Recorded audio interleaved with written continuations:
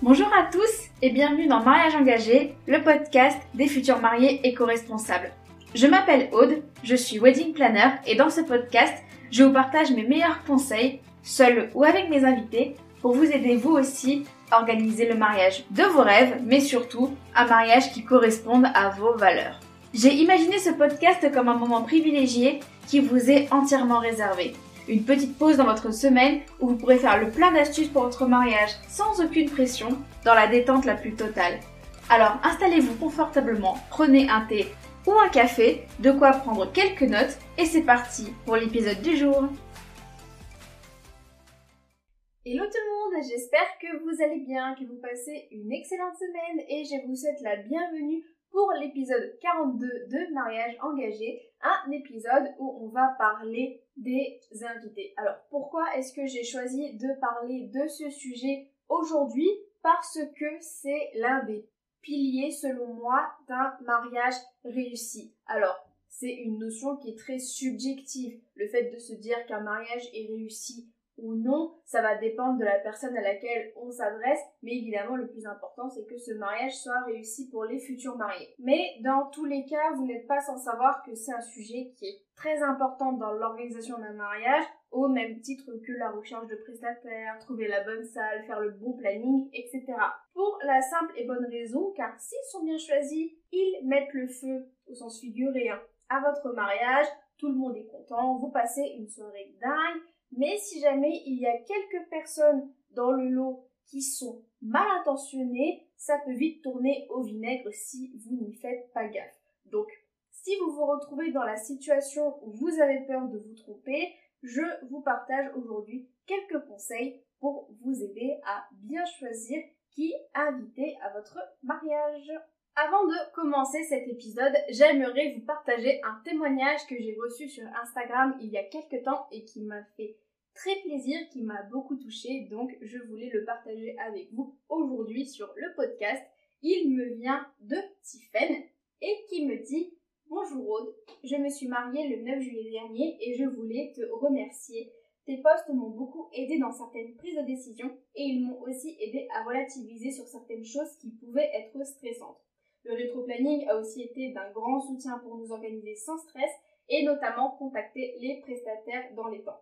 Notre mariage était magnifique et le plus éco-responsable possible. Merci pour ton travail, tes ondes positives et tes conseils. J'espère réellement que tu vas pouvoir vivre de ta passion et que tu vas aider des centaines de mariés à vivre le mariage de leur rêve. » Bah écoute, j'ai l'émotion qui monte rien que de lire ce message. Donc merci encore Tiffen de m'avoir envoyé ce témoignage. Je sais pas si du coup tu passeras par là, mais si tu passes par là, je te remercie encore, ça m'a beaucoup touchée. J'espère sincèrement que tout ce que je fais actuellement, ça vous aide vous aussi, vous qui écoutez cet épisode actuellement. N'hésitez pas à me le dire, ça me ferait extrêmement plaisir d'avoir vos retours pour que je puisse toujours m'améliorer, que je puisse toujours vous fournir le meilleur contenu possible pour vous aider à organiser votre mariage. Et je tenais juste à vous rappeler que le rétro-planning dont elle parle est fourni avec ma checklist 30 étapes et plus pour vous aider à organiser votre mariage éco-responsable qui est disponible dans la description si vous souhaitez la télécharger. Donc n'attendez plus. À l'heure où on est, il y a plus de 80 personnes qui ont déjà téléchargé cette checklist. Donc je vous remercie beaucoup à toutes les personnes qui ont téléchargé cette checklist. Ça me fait extrêmement plaisir de voir que mon travail vous plaît et que donc il vous est utile. Mais bref, j'arrête d'épiloguer sur le sujet, on va retourner sur l'épisode et cette fameuse construction de liste d'invités. Donc on en a discuté il y a quelques minutes, mais je voulais revenir sur quelques points qui font que c'est très important de bien choisir qui inviter à votre mariage. Déjà, ça va vous permettre d'orienter la recherche de la salle de réception. Donc même si évidemment je ne vous conseille pas de créer votre liste d'invités définitive un an avant votre mariage, selon le lieu où vous voulez vous marier / le nombre de personnes que vous souhaitez inviter, vos choix de prestataires ne seront sans doute pas les mêmes. J'imagine ne rien vous apprendre en vous disant qu'un château n'a pas les mêmes capacités d'accueil qu'une grange par exemple. Donc si vous souhaitez inviter 50 personnes, vous ne choisirez pas le même lieu que si vous souhaitez en inviter 150. De la même façon, ça fonctionne dans le sens inverse. Si vous avez flashé sur un lieu où vous ne pouvez accueillir que 80 personnes, vous allez faire en sorte que votre liste d'invités contienne 80 personnes maximum. Pour la simple et bonne raison que si jamais vous souhaitez inviter plus de personnes que la salle ne peut en contenir, déjà ça va être chiant, je le dis, voilà, excusez-moi du terme, parce que vous allez être tous collés les uns aux autres, vous n'aurez pas d'espace et donc ça va vite devenir ennuyant.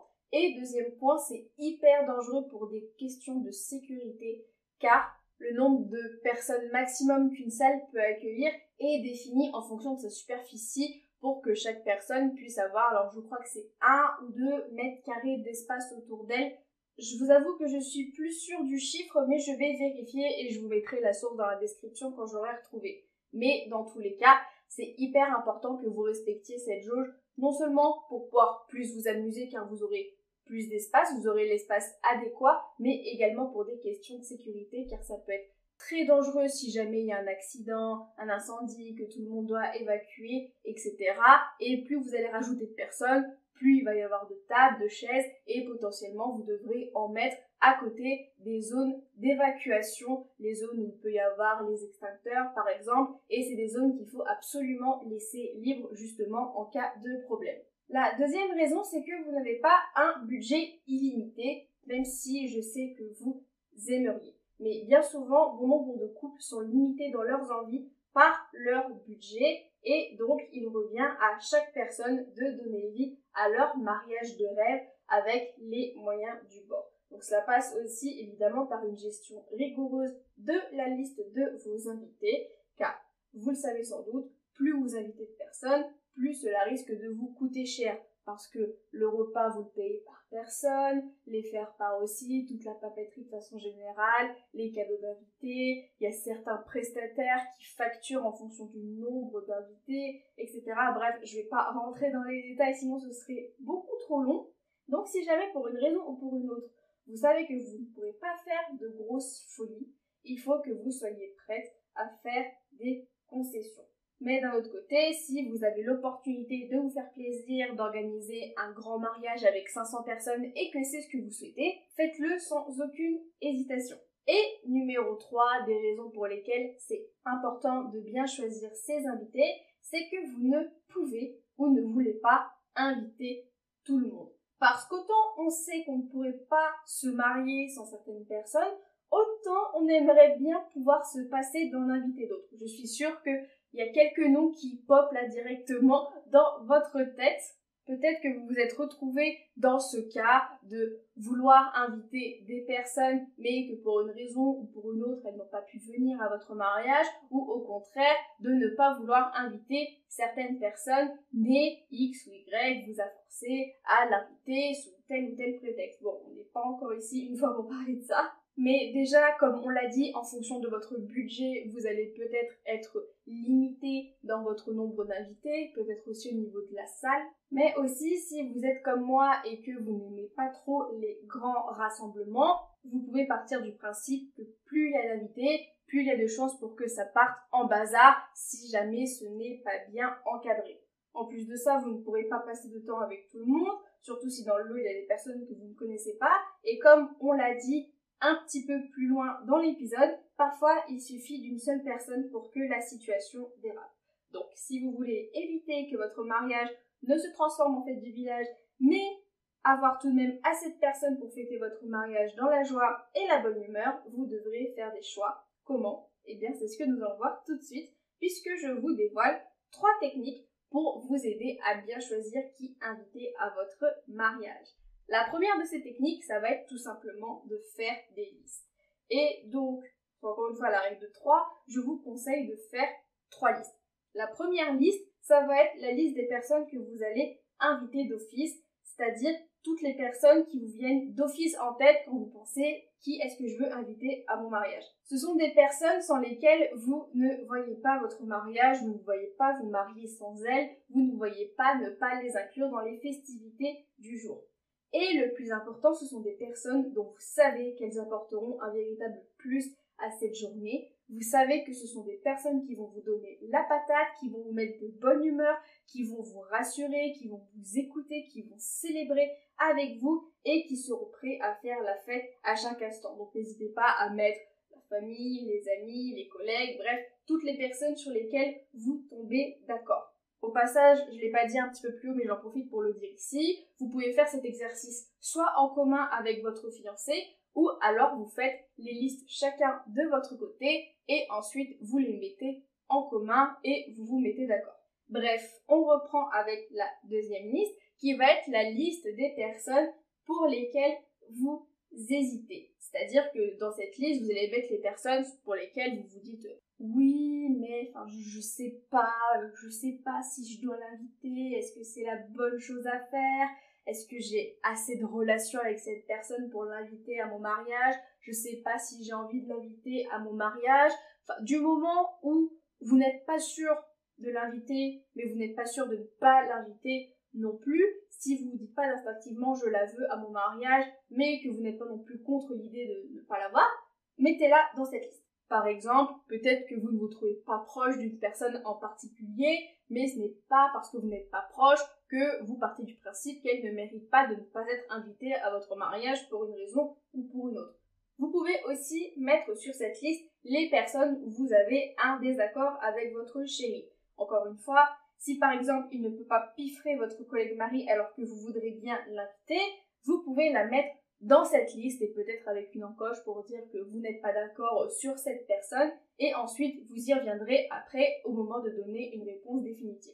Parce que oui, c'est très important, là, ces listes, ça intervient au tout début du processus de création de la liste de vos invités, donc il faut bien que vous gardiez en tête que ces listes ne sont pas définitives et qu'elles peuvent même évoluer jusqu'au dernier moment de votre mariage en fonction de divers éléments. Donc, pas de panique si vous n'avez pas tout du premier coup, pas de panique si 3 jours après avoir fait ces listes, vous vous rendez compte que vous avez oublié une personne, c'est pas grave, reprenez-les et notez-les tout simplement, il n'y a aucun souci là-dessus. De toute façon, je pars du principe que tant que la liste officielle n'est pas créée, qu'elle n'a pas été communiquée au traiteur et que les faire-part n'ont pas été envoyés, cela peut changer à tout moment. Et donc la troisième liste, vous devez vous en douter, c'est la liste des personnes que vous ne souhaitez pas inviter à votre mariage. Et c'est comme pour la première liste, je pense que les noms vont facilement vous venir en tête. Je ne pense pas avoir besoin de vous donner plus d'explications. Cette liste servira à noter toutes les personnes que vous ne voulez pas à votre mariage.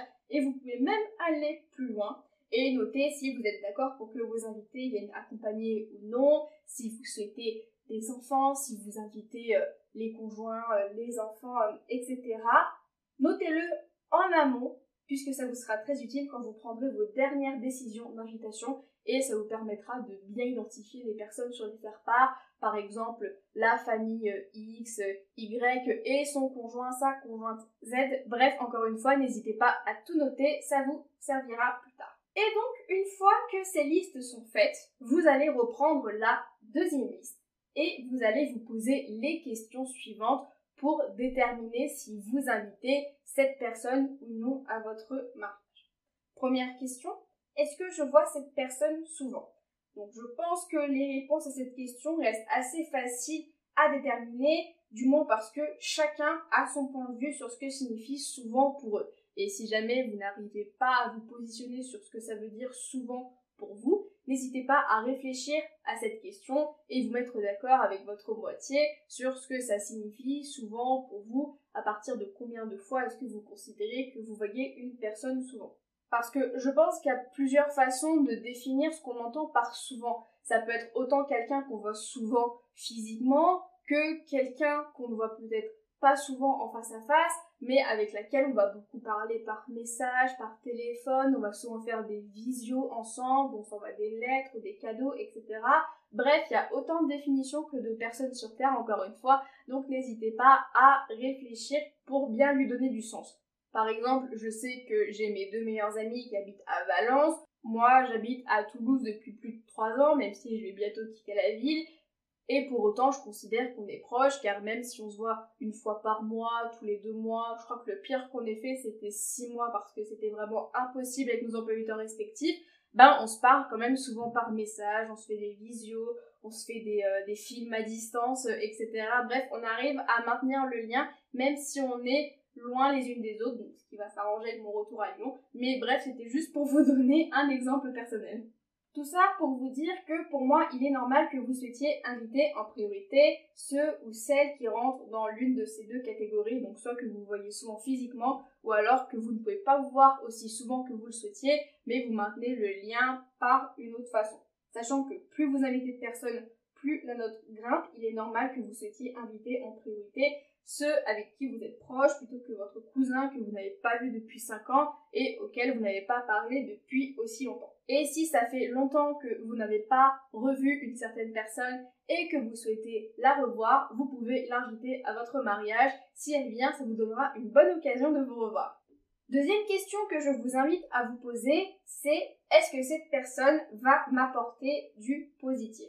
Vous le savez, si vous me suivez depuis longtemps, j'ai tendance à être très optimiste et good vibes. Et j'imagine que le jour de votre mariage, vous voulez être entouré uniquement de personnes positives et pas qui passent leur temps à critiquer comme si on était dans le cadre de mariage pour une lune de miel par exemple. Donc je suppose que ça vaut aussi pour toutes celles qui font des dramas pour rien, qui critiquent tout, sont susceptibles de pourrir la soirée avec un vieux conflit familial hors sujet. Bref, toutes les personnes négatives qui sont source de conflits, qui vont se plaindre sans arrêt, qui vont rapporter la couverturelle à chaque instant. Bref, je suis sûre que vous avez plein d'exemples qui vous viennent en tête de personnes que vous ne souhaitez pas inviter à votre mariage. Donc si une personne à laquelle vous pensez remplit ces critères, ne l'invitez pas. Croyez-moi, ça vous sauvera un paquet d'énergie et de voix le jour J.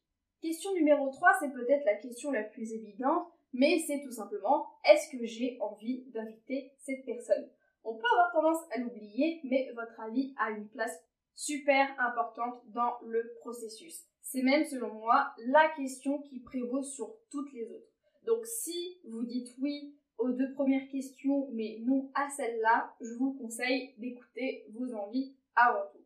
Parce que, soyons clairs, ce n'est pas parce que votre tante vous demande d'inviter sa partenaire de bridge que vous êtes obligé d'accepter, ou parce que vous avez une amie que vous voyez souvent parce que vous faites du shopping ensemble, que vous êtes obligé de l'inviter si vous ne le voulez pas. C'est votre mariage après tout, au risque de me répéter, donc si vous n'avez pas envie d'inviter quelqu'un, ne vous sentez pas obligé d'avoir à rendre des comptes, même si évidemment c'est plus facile à dire qu'à faire. Encore une fois, je le sais, c'est l'épisode de podcast sur les conflits entre les invités, la famille, etc., etc. Bon, ça c'était pour les 2 premières techniques. Pour la 3e, ne vous inquiétez pas, je vous ferai un récapitulatif en fin d'épisode. La 3e technique que je vous conseille pour bien choisir qui inviter à votre mariage, c'est encore une fois, c'est tout bête, mais c'est de faire confiance à votre instinct. On en revient à ce que je disais à la fois dans cet épisode, mais aussi dans d'autres épisodes et d'autres articles, c'est votre mariage. Donc c'est à vous de prendre vos décisions et vous n'avez de compte à rendre à personne. C'est comme lorsque vous choisissez vos prestataires de mariage. Ils auront beau avoir toutes les qualités du monde, si le courant ne passe pas, s'il n'y a pas le feeling, ça sert à rien d'aller plus loin parce que c'est voué à l'échec. Je vous renvoie à l'article de blog que j'avais écrit à ce sujet pour plus d'informations. Parce qu'en fait, ça fonctionne de la même façon pour vos invités. Pour moi, et j'espère que vous serez d'accord avec ça, mieux vaut vous entourer de personnes que vous êtes sûr de vouloir à votre mariage et qui vont vous tirer vers le haut plutôt que l'inverse, de vous entourer de personnes que vous n'avez pas envie d'inviter, mais pour telle ou telle raison, parce qu'on vous a forcé, parce que vous avez dit mais non ça se fait pas de pas inviter, bref, vous l'avez invité, et être entouré de personnes négatives qui vont critiquer et qui vont vous pomper toute votre énergie positive. Bah tiens, justement, en parlant de ça, pour terminer cet épisode, j'avais envie de répondre à cette question qui est « Et si on me demande d'inviter des personnes à notre mariage, qu'est-ce qu'on fait ?» Dans ce cas-là, j'ai tendance à vous dire que c'est comme vous le sentez. Personnellement, je sais que j'aurais beaucoup de mal à inviter des personnes que je ne connais pas à mon mariage, et pas juste pour le budget, car je pars du principe que mon mariage, c'est un événement qui est important, et j'ai envie de le vivre avec des personnes que je connais et des personnes que j'apprécie. Donc si on me demande d'inviter des personnes que je ne connais pas, même si c'est mes parents, mes grands-parents, par la personne qui invite, qui prend en charge sa part, rien que pour ça, ça me gênerait un petit peu. Mais après, peut-être que vous avez une notion différente de la chose et c'est tout à fait normal. Mais que vous choisissiez de le faire ou non, je vous conseille de bien fixer les limites avec vos invités. Dites-leur ce qui est possible, ce qui n'est pas possible. Si vous les laissez venir accompagner, n'hésitez pas à fixer une date limite pour qu'ils puissent vous avertir suffisamment en avance de la personne qui les accompagnera s'ils sont accompagnés. Et surtout pour éviter de vous retrouver avec des invités surprises le jour J. Si vous voyez des personnes que vous n'avez pas invitées le jour de votre mariage et que par exemple votre cousine vous dit « Ah mais j'ai invité mon petit ami parce que j'avais pas envie d'être seule mais je te l'ai pas dit, j'ai oublié », là il faut mettre les points sur les i tout de suite et bien préciser sur le faire-part ou ailleurs que vous ne tolérerez pas d'invités surprises le jour J, que tous les invités, toutes les demandes doivent passer par vous. Bref, vous l'aurez compris, le plus important pour choisir qui inviter à votre mariage reste votre opinion. C'est pour ça que toutes les questions sont majoritairement centrées sur votre ressenti. Donc, pour rappel, pour la première technique, on a fait des listes avec les personnes que vous êtes sûrs d'inviter, les personnes que vous n'êtes pas sûrs d'inviter et les personnes que vous ne souhaitez pas inviter. Pour la deuxième technique, on s'est centré sur la deuxième ligne, donc sur la liste dite d'hésitation, et avec quelques questions, vous avez défini si vous souhaitez au final inviter ces personnes ou non. Et enfin, troisième technique, faire confiance à votre instinct, car au fond, vous savez si vous voulez inviter les personnes ou pas, vous savez si vous les voulez à votre mariage, donc n'hésitez pas à vous faire confiance encore une fois. Car selon moi, c'est vraiment ça le plus important. Personne n'a à vous forcer à inviter des personnes dont vous ne voulez pas à votre mariage. Donc posez-vous tranquillement, gardez cet épisode sous le coude au cas où vous auriez besoin de le revoir ou même de relire la retranscription qui se trouve dans la description. Et je vous laisse me construire une liste d'invités du feu de Dieu. Avant de terminer cet épisode, j'aimerais vous rappeler, si vous ne l'avez pas vu, que j'ai fait un live Instagram il y a quelques jours sur mon compte pour vous annoncer qu'il y a plein de petites choses qui allaient changer, puisque je vous l'ai dit un peu plus tôt dans l'épisode, mais si vous ne le savez pas, je retourne à Lyon puisque j'ai décroché mon CDI là-bas. Donc je quitte Toulouse le 1er octobre pour retourner à Lyon. Alors je ne vais pas faire le récapitulatif de tout ce qui va changer pour mon agence, mon entreprise, parce qu'il y a plein de petites choses qui vont évoluer. Donc je vous laisse aller voir la légende sous le replay du live où je vous fais un récapitulatif de tout ce qui va changer pour que vous puissiez être à la page. Et de toute façon, j'en reparlerai sans doute rapidement sur le podcast, puisque pour le moment, rien ne change au niveau du podcast. Donc il y a toujours un épisode par semaine, un épisode avec des invités toutes les 2 semaines. Mais ça risque peut-être d'évoluer pour 2023. Donc, encore une fois, je vais voir comment ça se passe. C'est un nouveau travail, c'est une ville que je connais déjà, mais ça reste quand même un nouvel environnement. Donc, je vais d'abord voir, je vais d'abord prendre mes marques et je prendrai les décisions adéquates. Bref, n'hésitez pas à aller voir tout ça. Si jamais vous avez des questions, surtout, n'hésitez pas à m'envoyer un message. Je serai ravie de vous répondre. Si vous êtes une future mariée et que vous tombez sur cet épisode, pas de panique, je prends encore des contrats. N'hésitez pas à réserver votre appel découverte encore une fois dans ma bio pour que nous puissions discuter de votre projet de mariage. Ça me ferait très plaisir de travailler avec vous et de vous aider à organiser votre mariage de la plus belle des façons. Je vous laisse sur ces quelques mots, je vous souhaite de passer une excellente semaine et je vous dis à la semaine prochaine pour un prochain épisode. Cet épisode est désormais terminé. Merci à vous de l'avoir écouté jusqu'au bout. J'espère qu'il vous a plu et qu'il va vous aider pour l'organisation de votre mariage. Vous retrouverez toutes les notes sur mon site audegrosbois.com/podcast si vous souhaitez revoir les grandes lignes de cet épisode. Et si vous souhaitez me soutenir et soutenir le podcast, n'hésitez pas à me laisser 5 étoiles sur Apple Podcast et à me laisser un petit commentaire si votre plateforme le permet. Je serai ravie d'avoir vos retours et cela m'aidera grandement à m'améliorer et à vous fournir des astuces toujours plus concrètes pour vous aider à organiser votre mariage éco-responsable. Je vous souhaite très fort de passer une excellente journée et je vous dis à très bientôt pour un prochain épisode de Mariage engagé, le podcast des futurs mariés éco-responsables. À très vite!